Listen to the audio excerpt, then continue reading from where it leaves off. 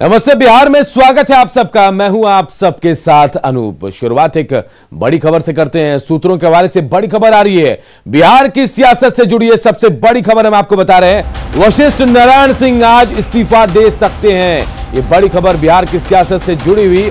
वशिष्ठ नारायण सिंह आज इस्तीफा दे सकते हैं और अध्यक्ष पद से वो आज अपना इस्तीफा दे सकते हैं। प्रदेश अध्यक्ष के दौड़ में राम सेवक सिंह सबसे आगे बताया जा रहे हैं। तो बड़ी खबर इस वक्त की हम आपको बता रहे हैं। बिहार की सियासत की सबसे बड़ी खबर, जेडीयू के प्रदेश अध्यक्ष वशिष्ठ नारायण सिंह जो है आज इस्तीफा दे सकते हैं। प्रदेश अध्यक्ष है मौजूदा वक्त में वशिष्ठ नारायण सिंह जेडीयू के, और कहा जा रहा है कि आज वो प्रदेश अध्यक्ष के पद से इस्तीफा दे सकते हैं। और अगर नए अध्यक्ष की रेस की बात करें तो इस दौड़ में, नए अध्यक्ष की रेस की दौड़ में राम सेवक सिंह का नाम जो है सबसे आगे चल रहा है। तो बड़ी खबर हम आपको बता रहे हैं। देखिए, बिहार की सियासत से जुड़ी है बड़ी खबर।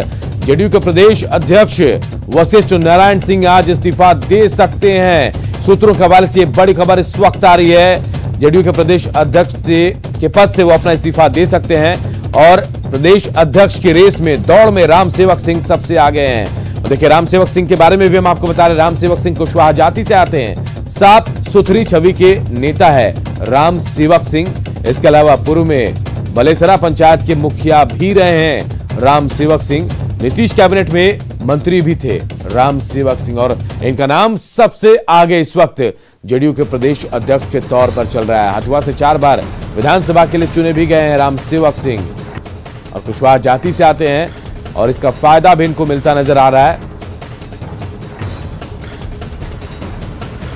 तो देखिए, हम आपको बता रहे हैं जेडीयू के संभावित प्रदेश अध्यक्ष के बारे में। राम सेवक सिंह सबसे आगे चल रहे हैं और आज जो जानकारी मिल रही है उसके मुताबिक जो मौजूदा प्रदेश अध्यक्ष हैं जेडीयू के वशिष्ठ नारायण सिंह, वो आज अपने पद से इस्तीफा दे सकते हैं। यानी नए अध्यक्ष की तैयारी भी चल रही होगी। नए अध्यक्ष को लाना है जेडीयू में, उसकी तैयारी भी चल रही है। और दौड़ की बात करते हैं, सबसे ज्यादा आगे राम सेवक सिंह चल रहे हैं। कौन है राम सेवक सिंह, ये भी हम आपको लगातार ग्राफिक्स के जरिए बता रहे हैं कि पूर्व में बलेसरा पंचायत के मुखिया भी रहे हैं वो, और इसके अलावा 4 बार हथुआ से वो विधानसभा भी चुनकर जा चुके हैं।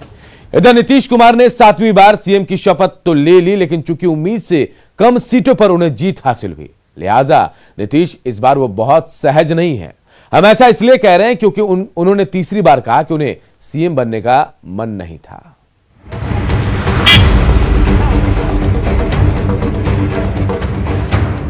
शाम 4 बजे के करीब जेडीयू के प्रदेश पदाधिकारियों की बैठक शुरू हुई। 3 घंटे से ज्यादा ये बैठक चली। जेडीयू ने संगठन समेत आगे की रणनीतियों पर मंथन किया। रविवार को जेडीयू की राज्य कार्यकारिणी की बैठक होने वाली है। उससे एक दिन पहले प्रदेश पदाधिकारियों की ये बैठक बेहद अहम थी, जिसमें नीतीश कुमार, जेडीयू के नए अध्यक्ष आरसीपी सिंह समेत तमाम बड़े नेता मौजूद रहे। प्रदेश पदाधिकारियों की इस बैठक में नीतीश कुमार के दिल की बात जुबान पर आ गई। बैठक में नीतीश कुमार ने कई ऐसी बातें कही जो चौंकाने वाली थी। बैठक में नीतीश कुमार ने एक बार फिर कहा कि उन्हें मुख्यमंत्री बनने का मन नहीं था। पार्टी और बीजेपी के कहने पर ही उन्होंने मुख्यमंत्री का पदभार संभाला। चुनाव प्रचार के दौरान ही उन्हें जीत पर संदेह हो चुका था। व्यक्त किया है, उसके बारे में कहा कि हम उसी समय समझ गए थे। तो नीतीश कुमार को एहसास हो गया था? हाँ, हो गया था, हो गया था। एक बार फिर से आज मुख्यमंत्री ने कहा कि वो मुख्यमंत्री नहीं बनना चाहते थे। हाँ, इसका भी उन्होंने कहा है। जाहिर है इस बार जेडीयू को उम्मीद से कम सीटें हासिल हुई हैं। इस बैठक में नीतीश कुमार ने एक और बात बेहद अहम कही। उन्होंने कहा कि पता नहीं चला कि कौन दोस्त है और कौन दुश्मन। हालांकि उन्होंने ये साफ कर दिया कि मौजूदा सरकार 5 साल तक जरूर चलेगी। नीतीश कुमार ने साफ कर दिया है कि कई सारी ऐसे बातें आज उन्होंने बैठक के दौरान कही है कि उन्हें आभास हो गया था, जो कार्यकर्ता उनके पास फीडबैक पहुंचाते थे या फिर पार्टी के नेता। दूसरी महत्वपूर्ण बात उन्होंने कहा कि 5 साल तक वो रहेंगे, और कई सारे ऐसे लोग थे जो नीतीश कुमार ने भी कहा कि वो समझ नहीं पाए कि कौन अपने साथ है या फिर कौन साथ नहीं है। अब रविवार को जेडीयू के कार्यकारिणी की बैठक होने वाली है, जिस पर सबकी निगाहें टिकी हुई हैं। न्यूज 18 के लिए पटना से आनंद अमृतराज की रिपोर्ट। जेडीयू प्रदेश कार्यकारिणी की बैठक में नीतीश कुमार ने चुनाव में उम्मीद के मुताबिक सीट नहीं मिलने और सहयोगी के रवैये पर इशारों में बड़ा बयान दिया। बैठक से निकले नेताओं ने बताया कि वो पार्टी की मजबूती के लिए काम करेंगे। हमारी पार्टी की और मजबूती कैसे हो, संगठन की संरचना और कैसे बढ़े, लोगों में जनाधार और सरकार का कैसे साख बढ़े, और वर्तमान जो चुनाव हुआ है उस चुनाव में किन कारणों से हमारी सीटें कम हुई, इन कारणों को भी माननीय मुख्यमंत्री जी ने और हमारे नेता ने जानने का प्रयास किया। कहाँ पे कमियां रही, किस स्तर पे कमी हुई, कहाँ पे गठबंधन में कमी हुई, और जो हमारे दल के भी जो साथी हैं उनकी कहाँ पे सहभागिता नहीं रही, उन बातों पे निश्चित तौर पर चर्चा हुई। और ये जरूर बातें आई, माननीय नेता नीतीश कुमार जी ने निश्चित तौर पर हम लोगों को आश्वस्त भी किया कि जिस रूप में हम लोग काम करते आए हैं उसी रूप में काम करते जाएंगे। माननीय मुख्यमंत्री जी कहे हैं कि आप लोग क्षेत्र में जाइए, जैसे कि जनधन का 500 रुपया खाता में आया है लोगों को, तो प्रचार प्रसार बहुत ज़्यादा हुआ, लेकिन माननीय मुख्यमंत्री जी 1.5 करोड़ लोगों के खाते में 1,000 रुपया डाले हैं, जो कि राशन कार्ड पे, उसका कहीं कोई प्रचार प्रसार नहीं हुआ। और इधर जेडीयू की बैठक में नीतीश कुमार के बयान पर सियासत तेज हो गई है। कांग्रेस नेता प्रेमचंद्र मिश्रा ने कहा कि नीतीश कुमार अपनी मजबूरियां गिना रहे हैं, लेकिन अब फैसला लेने का वक्त है। और आरजेडी का कहना है कि जेडीयू को बीजेपी ने नुकसान पहुंचाया, जबकि जेडीयू ने पलटवार करते हुए कहा कि वो अपनी पार्टी को और मजबूत करेंगे। बीजेपी के साथ जो जेडीयू का गतिरोध है, ये उसे प्रकट करने वाला भाषण है। नीतीश जी ने आज कोई पहली बार ऐसा नहीं कहा, आज थोड़ा उससे बढ़ के भी कह दिया कि चुनाव में कौन मेरा दोस्त था और कौन दुश्मन था, ये समझ में नहीं आ रहा था। तो मैं समझता हूं इससे बड़ा अटैक बीजेपी के ऊपर नीतीश जी ने जो आज किया है वो हो नहीं सकता गठबंधन में रहते हुए। एक तरह से उन्होंने भाजपा को अपना मित्र नहीं माना। जनता दल और भारतीय जनता पार्टी के बीच में कुछ भी सामान्य नहीं है। ये तो मान लीजिए बिहार की जनता इनके आपसी जो तुम पैजार का दंश भुगत रही है। नीतीश जी, अगर आप में नैतिकता है, कल तक अपने मूल्यों पर सरकार चलाने का जो दावा करते थे, आज आपके मूल्य कहीं न कहीं मरता हुआ दिखाई पड़ रहा है। आपका मूल्य कहीं न कहीं किसी के अधीनता स्वीकार कर रहा है। हमें अपने ताकत को 4 गुना बढ़ाना है अगले आने वाले 5 सालों के अंदर। जिस कारण से भी हमारी सीटें कम हुई हैं, उन सब कारण पे विवेचन विमोचना छोड़ के अपनी कमी ढूंढ के हमको आगे बढ़ना है, और हर हालत में अगले 4 साल के भीतर, ताकि अगले चुनाव में हम जाए तो हमारा परफॉर्मेंस से कम 3 गुना बेहतर हो। यही टारगेट है। इधर नए साल में पहली बार विधानसभा अध्यक्ष से नेता प्रतिपक्ष तेजस्वी यादव मिले। मुलाकात के बाद तेजस्वी ने नीतीश सरकार को निशाने पर लिया। तेजस्वी ने कहा कि मंत्रिमंडल विस्तार नहीं होने से बिहार की जनता को नुकसान हो रहा है। तेजस्वी ने फिर दोहराया कि बिहार में मध्यावधि चुनाव हो सकते हैं। बेरोजगारी का केंद्र है, मजबूर प्रदेश बना है, क्योंकि जो एनडीए की सरकार है, नीतीश कुमार जी की जो सरकार 16 सालों से चल रही है, ये बिहार के लिए अभिशाप के रूप में है। और क्यों नहीं हो रहा, कैसे नहीं हो रहा, ये पहले ही से जनादेश की चोरी कर रखे। जिस व्यक्ति को जबरदस्ती मुख्यमंत्री बनाया गया, वो बिहार के लिए क्या काम करेगा? यानी बिहार में अगर कोई काम नहीं होगा, विकास नहीं होगा, भ्रष्टाचार होगा, अपराध बढ़ेगा, तो उसके लिए नीतीश कुमार जिम्मेवार नहीं होंगे कि चुनाव मध्य में भी हो जाए। बिना चुनाव हुए ही लोग चोर दरवाजे से आ गए हैं, लेकिन हम लोग तो हर एक तरीके से तैयार। इधर डिप्टी सीएम तारकिशोर प्रसाद ने विपक्ष पर पलटवार करते हुए कहा कि वो अभी एग्जिट पोल के सदमे से बाहर नहीं निकले। बिहार में कैबिनेट विस्तार जल्द होगा।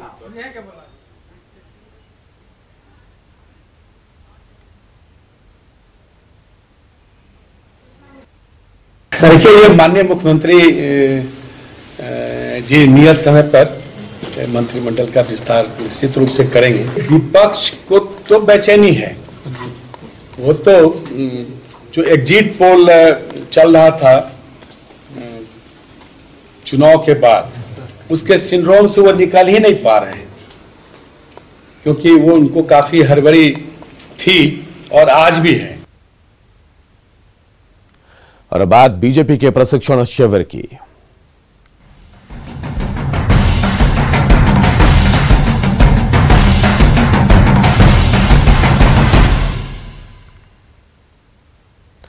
बीजेपी के 2 दिवसीय प्रशिक्षण शिविर का आज दूसरा दिन है। प्रशिक्षण शिविर के पहले दिन कल पार्टी के पदाधिकारियों को सियासी मंत्र मिला। प्रशिक्षण का मकसद या उद्देश्य क्या है? बिहार के कार्यकर्ताओं को सियासी रूप से ट्रेंड करना है।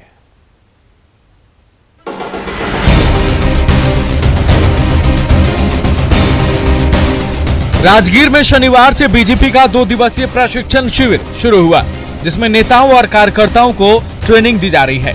बीजेपी का कहना है कि ये शिविर संगठन को सशक्त करने के साथ साथ कार्यकर्ताओं के मनोबल को भी बढ़ाने वाला है। 2 दिनों तक चलने वाले इस प्रदेश स्तरीय प्रशिक्षण शिविर में जो भी ट्रेनिंग लेंगे, उनका एक समूह बाद में जिला स्तरीय प्रशिक्षण में लोगों को प्रशिक्षण देगा। ये नेता 2 दिनों तक अब यहाँ पर रहेंगे आज से, और यहाँ पर प्रशिक्षण शिविर 2 दिनों तक बीजेपी का चलेगा। तो तैयारी पूरी हो चुकी है और अभी से ये कार्यक्रम जो है वो विधिवत शुरू। बिहार में भले ही एनडीए की सरकार बन गई हो, लेकिन प्रमुख विपक्षी दल आरजेडी को लगता है कि वर्तमान एनडीए सरकार अपना कार्यकाल पूरा नहीं करेगी। बिहार में चल रहे इसी राजनीतिक हलचल के बीच बीजेपी अपनी टीम को मजबूत करने में लगी है। बीजेपी के अनुसार संगठन द्वारा इस तरह का प्रशिक्षण शिविर हर 2 साल पर लगाया जाता है।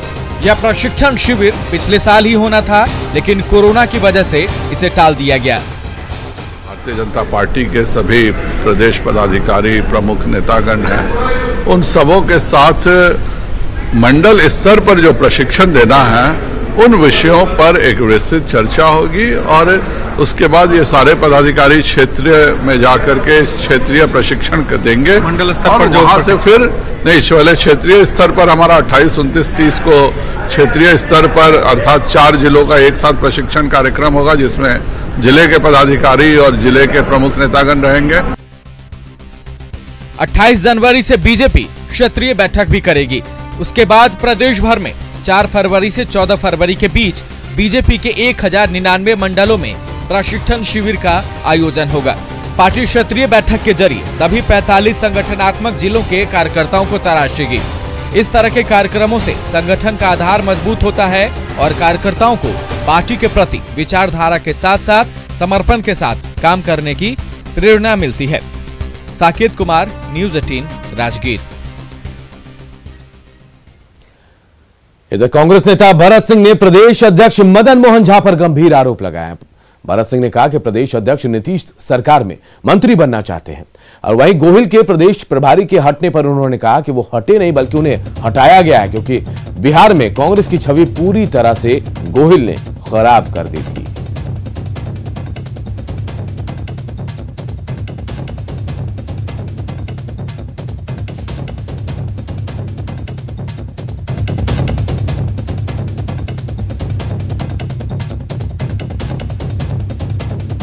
तबीयत खराब था तो और स्टेट के लिए तबीयत खराब नहीं है, बिहार के लिए तबीयत खराब हो गया। उनको चेतावनी दे दिया गया था कि आप जो काम करके गए हैं आइएगा बिहार में, तो हम उसमें बोले हैं वो सुनिएगा कि बिहार के वर्कर जितने गुस्से में हैं कि बिहार का जो फार्मूला है कि मारता है कम दौड़ाता है ज़्यादा, वो आपके साथ क्या होगा ये आप समझ लीजिए।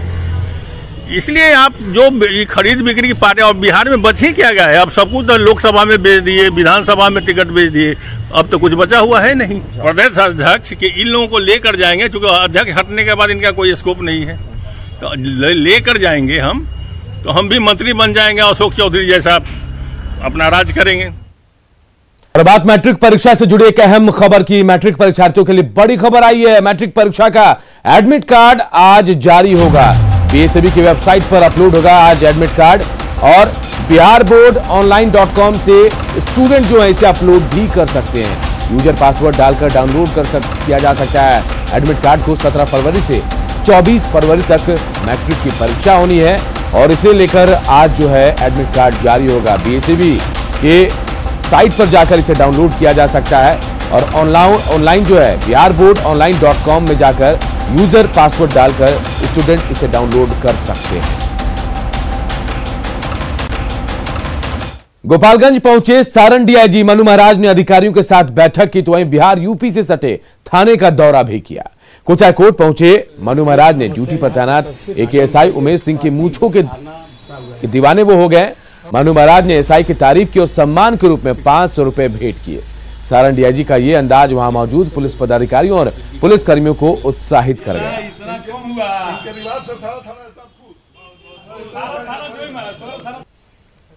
तो देखिए, गोपालगंज पहुंचे हुए थे डीआईजी मनु महाराज, लेकिन यहां पर एक एसआई उमेश सिंह की मूंछों के वो दीवाने हो गए। बाकायदा उन्हें इनाम दिया, 500 रुपए दिया और इसके बाद वहां मौजूद लोगों का उत्साह बढ़ गया। जमुई के बरहट इलाके में स्थित फायरिंग रेंज में जिले के पुलिस अधिकारियों ने निशानेबाजी लगाते हुए गोलियां चलाई।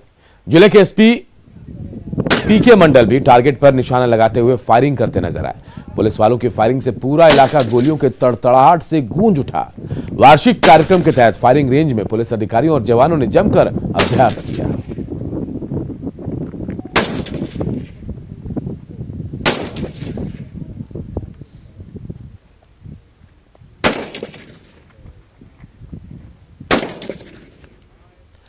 घर से फरार होकर प्रेम विवाह करने की सजा एक प्रेमी जोड़े को काफी महंगा पड़ गया। 1 साल बाद जब प्रेमी और प्रेमिका घर लौटे तब लड़की पक्ष के लोगों ने प्रेमी लड़के की जमकर पिटाई कर दी, जिससे उसकी मौत हो गई। लड़के पक्ष ने लड़के के घर वालों की भी पिटाई की, जिससे सभी अस्पताल पहुंच गए। फिलहाल लड़की की हालत ज्यादा गंभीर बनी हुई है। लड़की गर्भवती भी है, इसलिए उनकी स्थिति को लेकर परिवार वाले काफी चिंतित हैं।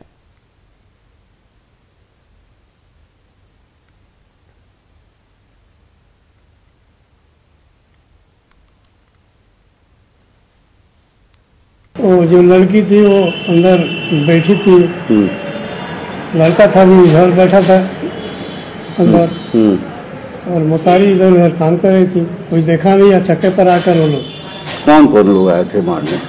गणेश यादव, राजेश यादव, बुधन यादव।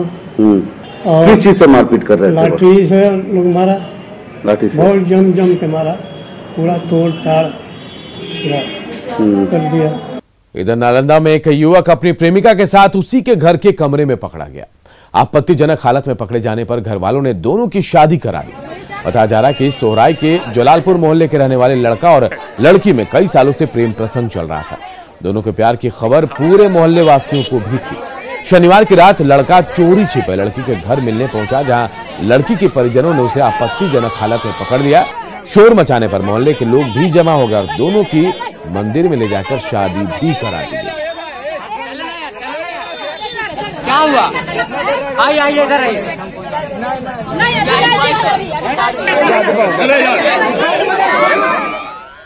समस्तीपुर के रामकुमार का असम में उल्फा उग्रवादियों ने अपहरण कर लिया। रामकुमार के साथ एक और इंजीनियर का भी अपहरण किया गया है। रामकुमार अरुणाचल प्रदेश की एक कंपनी में रेडियो ऑपरेटर का काम करते थे। रामकुमार की पत्नी का कहना है कि 21 दिसंबर को उनका अपहरण हुआ था, लेकिन अभी तक उनका पता नहीं चल पाया है। परिवार ने सरकार से मदद की गुहार लगाई है। मेरे पति का अपहरण 21 दिसंबर 2020 की शाम अरुणाचल प्रदेश में हो गया। वह किप्पो अरुणाचल लिमिटेड के पद पर काम करते थे। हम केंद्र सरकार, बिहार सरकार एवं अरुणाचल प्रदेश सरकार से अपने पति की रिहाई हेतु अपील करते हैं। हमारे दामाद वहाँ रहते थे ऑयल इंडिया कंपनी में अरुणाचल प्रदेश में। वहाँ से अपना घर परिवार में डेली 1-2 बार करके बातचीत कर लेते थे, कर कुशल में पूछ लेते थे। 21 दिसंबर को वो दिन में बात हुई थी, लेकिन 6 बजे संध्या के बाद बात नहीं हुई और 2-4 दिन तक लगातार बात नहीं होने पर हमारी बेटी बहुत परेशान हो रही थी। तो कंपनी किसी और आदमी के, कंपनी का और स्टाफ से बात हुआ तो वो लोग बतलाए कि आपके पति का अपहरण हो चुका है। और अब बात मुजफ्फरपुर की, जहां शनिवार की रात एक दर्दनाक सड़क हादसे में एक बुजुर्ग की जहां मौत हो गई तो वहीं एक की हालत गंभीर बनी। फेकुली ओपी के रजला के पास एक कार अनियंत्रित होकर ऑटो से टकरा गई और फिर कार तालाब में गिर गई। कड़ी मशक्कत के बाद स्थानीय लोगों की मदद से कार को तालाब से बाहर निकाला गया। बताया जा रहा है कि पटना के गोसाईपुर निवासी राम प्रकाश साह संजीव कुमार नाम के एक युवक के साथ मुजफ्फरपुर से पटना लौट रहा था और इसी दौरान ये हादसा हो गया। राम प्रकाश साह की जहां मौके पर मौत हो गई, वहीं संजीव कुमार की हालत गंभीर है और उनका इलाज चल रहा है।